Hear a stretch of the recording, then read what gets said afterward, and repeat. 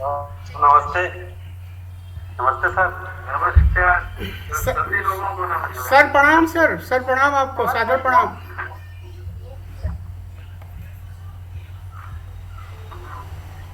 नमस्कार।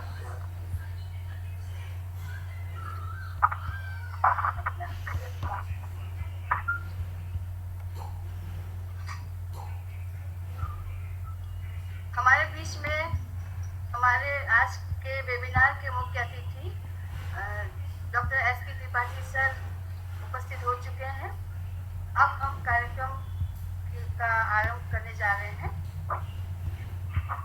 राजीव गांधी शासकीय स्नातकोत्तर महाविद्यालय अंबिकापुर द्वारा आयोजित इस अंतर्राष्ट्रीय वेबिनार में आप सभी का बहुत बहुत स्वागत, अभिनंदन, वंदन। आज के इस अंतर्राष्ट्रीय वेबिनार के मुख्य अतिथि डॉक्टर एस.के. त्रिपाठी सर हमारे महाविद्यालय के पूर्व प्राचार्य एवं अतिरिक्त संचालक उच्च शिक्षा सरगुजा संभाग, प्राचार्य आदरणीय डॉक्टर रशीदा परवेज मैम, आदरणीय डॉक्टर एस.के. श्रीवास्तव सर, समन्वयक IQAC आदरणीय डॉक्टर अनीता शर्मा मैम, प्राध्यापक मनोविज्ञान और एट प्रेजेंट वो डिप्यूटी डायरेक्टर हैं NAC और IQAC हिमाचल प्रदेश विश्वविद्यालय शिमला में। श्रीमती मधु गुप्ता, शिक्षिका government school Gorakhpur UP। Shrimati Reena Gupta, Hindi language teacher, dynamic world Montessori Singapore, psychological forum Chhattisgarh के सदस्य एवं सभी पार्टिसिपेंट्स का महाविद्यालय परिवार की ओर से हार्दिक स्वागत और अभिनंदन है। कार्यक्रम का आरंभ हम मां सरस्वती की आराधना से करते हैं। मैं आमंत्रित करती हूँ श्रीमती सुजाता पाल को, जो खैरागढ़ विश्वविद्यालय से संगीत की शिक्षा प्राप्त की है। वो सरस्वती वंदना प्रस्तुत करेंगी। श्रीमती सुजाता पाल।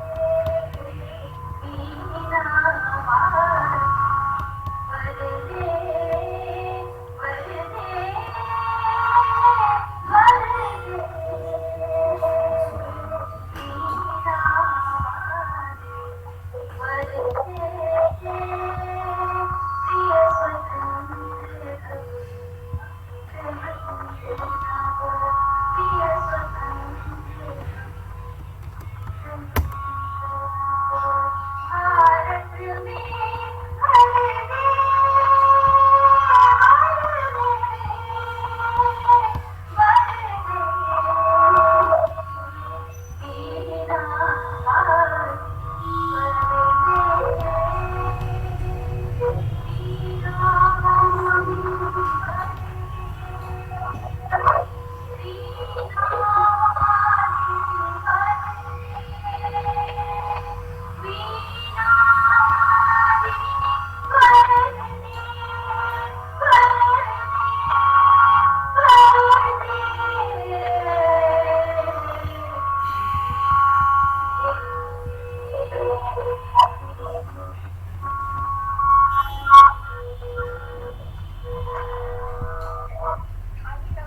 धन्यवाद सुजाता।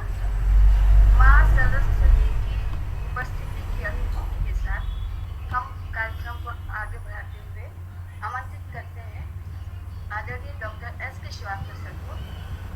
वो स्वागत डॉक्टर एस के श्रीवास्तव सर। आज के इस वेबिनार में issue challenges and solution of school and college level students कार्यक्रम के मुख्य अतिथि परम सम्मानीय आदरणीय एवं हम सभी के रक्षक एवं मार्गदर्शक डॉक्टर त्रिपाठी साहब, महाविद्यालय की प्राचार्य सीधा मैडम एवं मनोविज्ञान विभाग के प्राध्यापक एवं विभागाध्यक्ष डॉक्टर तृप्ति विश्वास और मैडम ज्योति लकड़ा एवं बाहर से स्पीकर के रूप में आमंत्रित डॉक्टर मधु गुप्ता, मिस्टर लीला गुप्ता, अनीता शर्मा मैडम एवं सभी पार्टिसिपेंट्स श्रोता। आज का विषय बड़ा प्रासंगिक है, तो मैं सबसे पहले सभी सम्मानित अतिथियों का महाविद्यालय परिवार IQAC एवं मनोविज्ञान विभाग की तरफ से हार्दिक स्वागत और अभिनंदन करता हूँ, क्योंकि जो स्पीकर होते हैं बहुत महत्वपूर्ण उनका वक्तव्य होता है। और क्योंकि पैंडेमिक चल रहा है, महामारी चल रहा है, और इस महामारी में आपने जो समय निकाला इसके लिए महाविद्यालय परिवार आपका हमेशा यही है। जो है आज का विषय जो है, चूँकि मनोविज्ञान विभाग के द्वारा आयोजित है, तो वैसे ही मनोविज्ञान जो है मन की गति को भांपने वाला विभाग है। और वैसे भी प्राचीन काल में भी मनोविज्ञान का बहुत भारी स्कोप रहा है और हमेशा उससे रिसर्च शोध कार्य हुए हैं। तो आज का जो वेबिनार है वो निश्चित रूप से इस पैंडेमिक के दौरान सबसे अधिक अगर प्रभावित हुआ है तो उसमें स्कूल के छोटे बच्चों पे बहुत प्रभाव पड़ा है, क्योंकि लंबे समय तक वो स्कूल नहीं जा रहे हैं और उनके मानसिक मनोवैज्ञानिक चिंतन और उनके जीवन शैली सबको किसी न किसी रूप में प्रभावित किया है। इस प्रकार से जो पैंडेमिक होता है वो महामारी जो है व्यक्ति एवं समाज राष्ट्र के सभी अंगों को प्रभावित करता है। और निश्चित रूप से इस महामारी के दौरान जो है पूरा जो है समाज का जो जीवन शैली था वो पूरा प्रभावित हुआ है। तो आज के इस अवसर पर जो कैसे इसका जो इशूज है उसको और चैलेंजेस हैं उसका क्या समस्या हो सकता है, क्योंकि जो समाज का जो संरचना है उसमें कहा गया है कि सर्वे भवन्तु सुखिनः सर्वे सन्तु निरामयाः सर्वे भद्राणि पश्यन्तु माँ कश्चित् दुःखभाग् भवेत्। सभी सुखी रहे, सभी निरोग रहे, किसी को किसी प्रकार का कोई कष्ट ना हो, ऐसा मन की गति से चलने वाला मनोविज्ञान विभाग होता है। गोस्वामी तुलसीदास जी ने भी मनोविज्ञान के बारे में उत्तरकांड में बहुत स्पष्ट रूप से लिखा है कि नाशय रोग हरे सब पीड़ा, राम कृपा नाशय सब रोगा, जय विदय मिले संयोगा। तो ये संयोग है, कुछ दिन के लिए है, फिर ये खत्म हो जाएगा और फिर एक सुंदर सुस्पष्ट जो अच्छे चरित्र का निर्माण बच्चों में होगा। और पूरा जो है बच्चे जो इस चैलेंजेस को स्वीकार करके एक अच्छे स्वरूप में उनका जो है मार्गदर्शन और दिव्य जो है रूप प्राप्त होगा। तो आज के इस कार्यक्रम में सभी सम्मानित मुख्य अतिथि डॉक्टर त्रिपाठी साहब को और सभी सम्मानित जो तीनों वक्ता हैं काफ़ी अच्छे फील्ड के हैं, तीनों लोग अपने विषय के काफ़ी एक्सपर्ट हैं। काफ़ी जानकार हैं और साइकोलॉजी विभाग के ही है, तो उन लोगों का व्याख्यान हम लोगों को सुनने को आज मिलेगा। ये अच्छा अवसर है और साइकोलॉजी विभाग की ओर से जो है ये जो आयोजन है वो बहुत जो है प्रेरणादायक है। तो इस अवसर पर माननीय सभी अतिथियों का, सभी बच्चों का जो मैं कृषि के समन्वयक होने के नाते सभी का मैं हार्दिक अभिनंदन और स्वागत करता हूँ। और इस जो वेबिनार का जो कंक्लूजन होगा वो निश्चित रूप से समाज में एक नई दिशा देगा, नई चिंतन, नई सोच उत्पन्न करेगा। वैसे लोग और दोस्त ये हमेशा जो समाज के एक अंग रहे गिने गया है। तो इस अवसर पर सभी अतिथियों का मैं हार्दिक अभिनंदन और स्वागत करता हूँ। इस कार्यक्रम की जो संयोजक है माननीय दीप्ति विश्वास मैडम, जिनके मार्गदर्शन में ये हो रहा है, उनको भी IQAC की तरफ से उनका हार्दिक आभार व्यक्त करता हूँ। और ऐसे ही कॉन्फ्रेंस हो ताकि जो है बच्चों को अधिक से अधिक लाभ प्राप्त हो सके। तो मैं सभी का जो है हृदय से स्वागत करते हुए जो है अपना उद्बोधन ही समाप्त करता हूँ। धन्यवाद। बहुत बहुत धन्यवाद सर। निश्चित रूप से ये समय ज़्यादा दिन तक नहीं चलेगा और एक स्वस्थ समाज और स्वस्थ परिस्थितियों में हम लोग निश्चित रूप से हम लोग वापस आएंगे। इस सार्वजनिक उद्बोधन के लिए आपको बहुत बहुत धन्यवाद सर। अब मैं अपने उद्बोधन के लिए महाविद्यालय की प्राचार्य आदरणीय डॉक्टर रशीदा परवेज मैडम को आमंत्रित करती हूँ कि वो हमें संबोधित करें। डॉक्टर रशीदा परवेज।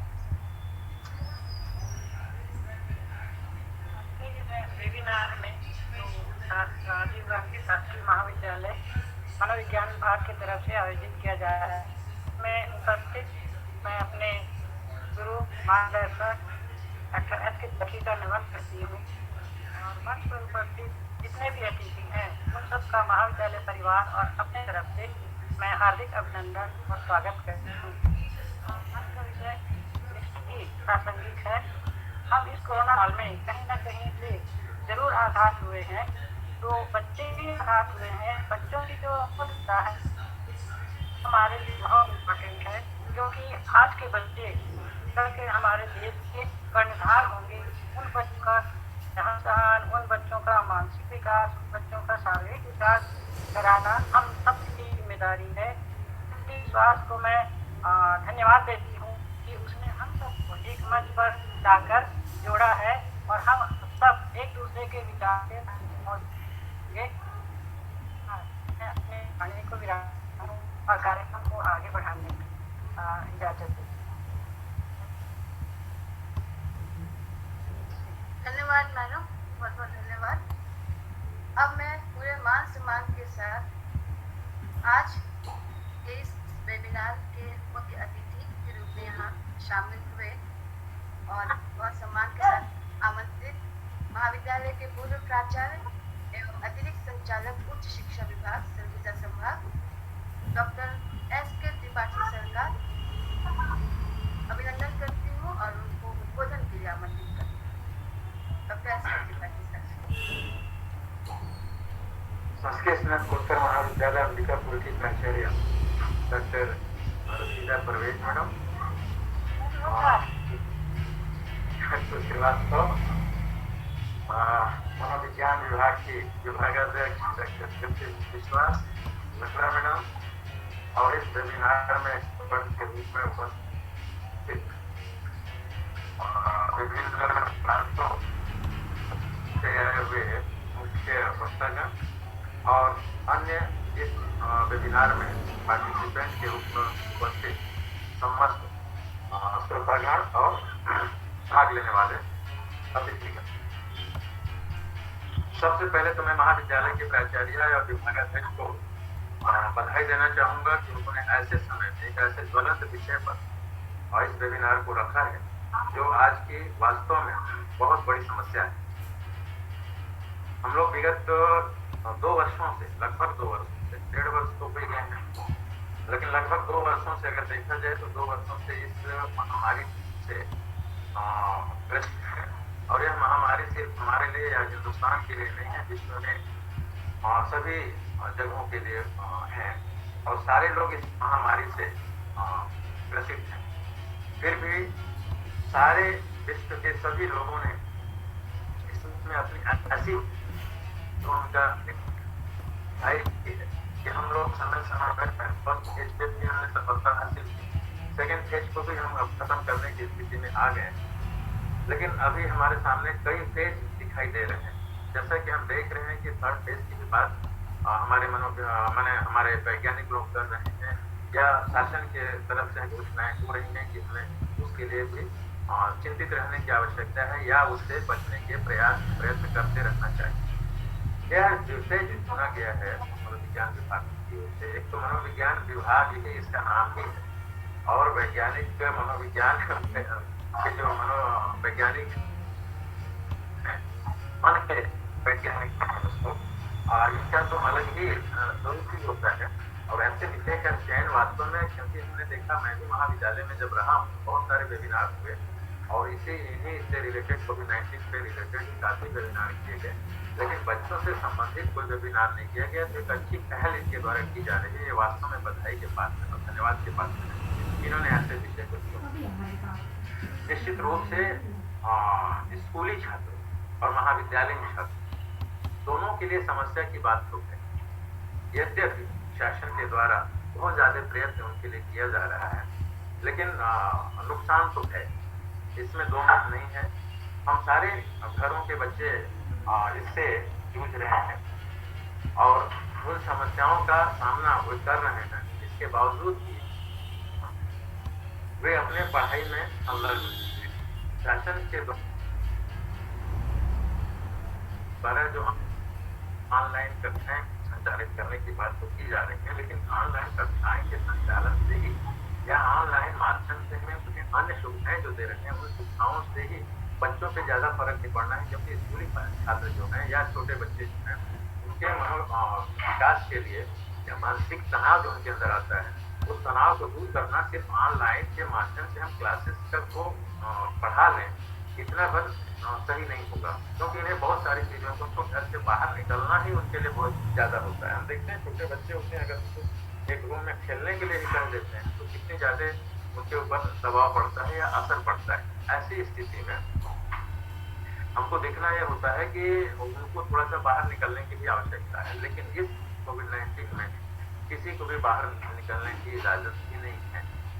और इजाजत हो कैसे, क्योंकि यह ऐसी महामारी है कि इस महामारी में हम बाहर तो जाना ही नहीं और बहुत सारी चीजों की सावधानियों को बरतना है। इतना ही नहीं, बाहर जाना तो दूर रहा है। अगर देश में आप सेकेंड केस जो रहा है कोविड-19 का, निश्चित रूप से कोविड-19 लगभग हम तो ये मानकर चल रहे हैं कि कोई भी घर वैसा नहीं होगा जो प्रभावित ना हुआ। उसके यहाँ कोई ना कोई सदस्य जो है वो निश्चित रूप से प्रभावित हुआ है, और अगर वो प्रभावित हुआ है, उसके यहाँ कोई भी सदस्य प्रभावित है और उसके यहाँ बच्चे हैं तो बच्चों पर भी उसका प्रभाव पड़ा है। मैं इस पे ज्यादा बात नहीं कर पाऊंगा, इसलिए कि हमारे जिसमें जो गेस्ट हैं जो वास्तव में इस विषय के विशेषज्ञ हैं उनसे रिलेटेड होकर बहुत ज्यादा बात करेंगे। लेकिन ये कुछ चीजें ऐसी हैं प्राथमिक चीजें जिसको हम लोग समझ सकते हैं या उस पर चर्चा कर सकते हैं। ये तो निश्चित ही है कि उन पर असर पड़ा है बच्चों पर, और बच्चों पर अगर असर पड़ रहा है तो उनको संभालना कितना मुश्किल होता होगा वो परिवार ही समझता होगा।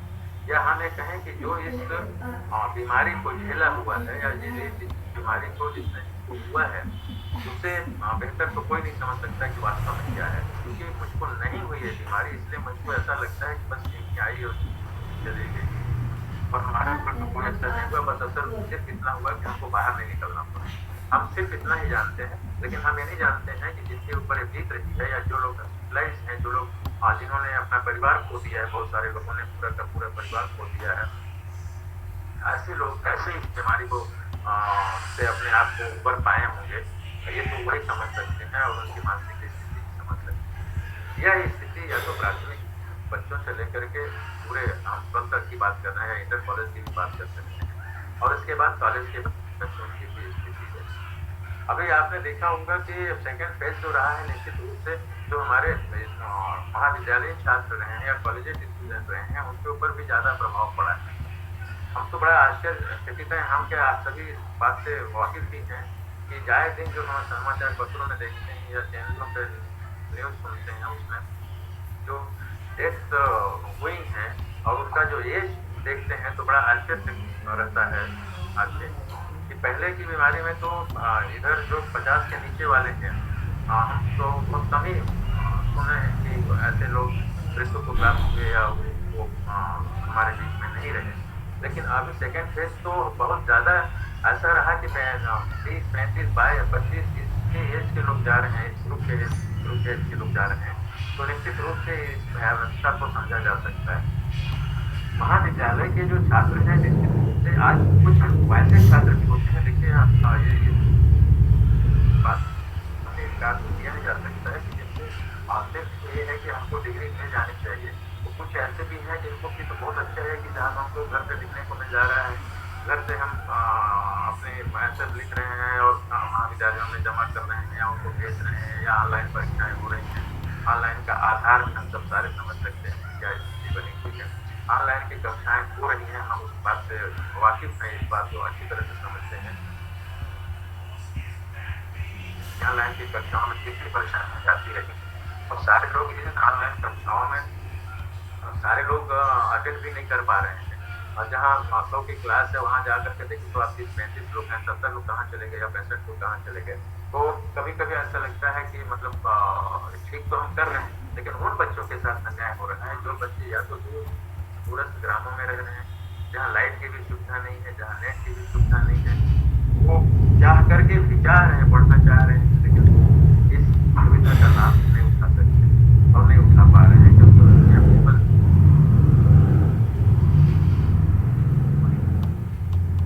यही नहीं, हम लोगों ने बहुत सारा देखा है और बहुत सारे वीडियोज हम लोगों के पास है जिसमें देखा गया है कि ऑनलाइन कक्षाओं के अध्ययन करने के लिए छात्र खेतों की मेड़ों पर बैठ करके और वीडियो अपना ऑन करके और ऑनलाइन क्लासेस दे रहे हैं। सारे वीडियो हम लोगों के पास कार्ड के रूप में रखे हुए।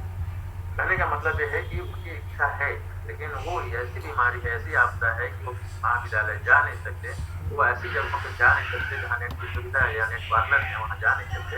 तो ऐसी जगहों पर नहीं जाने का परिणाम ये हो रहा है कि वो अपने क्योंकि पढ़ना चाह रहे हैं, इसीलिए खेतों की मेड़ों पर बैठ करके या पेड़ों के नीचे बैठ करके भी अपना अध्ययन कर रहे हैं। तो ये तो बहुत बड़ी समस्या है और इस समस्या के निदान के लिए निश्चित रूप से आने वाले दिनों में अभी हम सब इतना ज़्यादा तो प्रयत्न नहीं कर पाए हैं और इसका निदान भी इतना ज़्यादा हम छोड़ नहीं पाए हैं। एक्सपर्ट हमारे कुछ बताएंगे, इस संबंध में बताएंगे, लेकिन इतना तो निश्चित है कि शासन इस पर गंभीरता से प्रयत्न कर रहे हैं। और आने वाला जो समय है, जैसा हम लोगों को आगाह किया जा रहा है, आने वाले समय के लिए थर्ड स्टेज आएगा और थर्ड जो है तो वो खतरनाक स्टेज है। भगवान न करे कि ऐसी वो हम लोगों के साथ है, क्योंकि ये बच्चों के लिए ही कहा जा रहा है। और आप देख रहे हैं कि सरकारें चिंतित हैं, सभी प्रांत की सरकारों ने अपने यहाँ सारे बच्चों के लिए अस्पतालों में व्यवस्था करना शुरू कर दिया है। तो ये बड़ी मतलब खतरनाक चीज होगी कि आने वाला समय उसको बचने के लिए हम लोगों को थोड़ा सा चिंतित रहना होगा और उसके लिए अपने वो जो शासन की गाइडलाइंस हैं उस गाइडलाइंस का पालन करना हमारे लिए बहुत ही जरूरी होगा। क्योंकि अभी हम कर कह रहे हैं कि जैसे अभी लॉकडाउन की स्थिति हमारे लिए समस्या बनी, लेकिन लॉकडाउन जैसे ही प्रोसीजर किया गया हमारे सामने कोई समस्या नहीं रह गई। ऐसे ही मार्केट में निकलना शुरू कर दिए, ना तो मास्क है हमारे पास, ना ही सोशल डिस्टेंसिंग है हमारे पास, हाथ धोने की बात भी जाने दीजिए, तो हाथ तो धोते नहीं कभी। गैस की चीज़ें जो हो रही हैं तो उससे हम लोगों के ऊपर असर तो पड़ेगा नहीं पड़ेगा। इसलिए हमारा इस वेबिनार के माध्यम से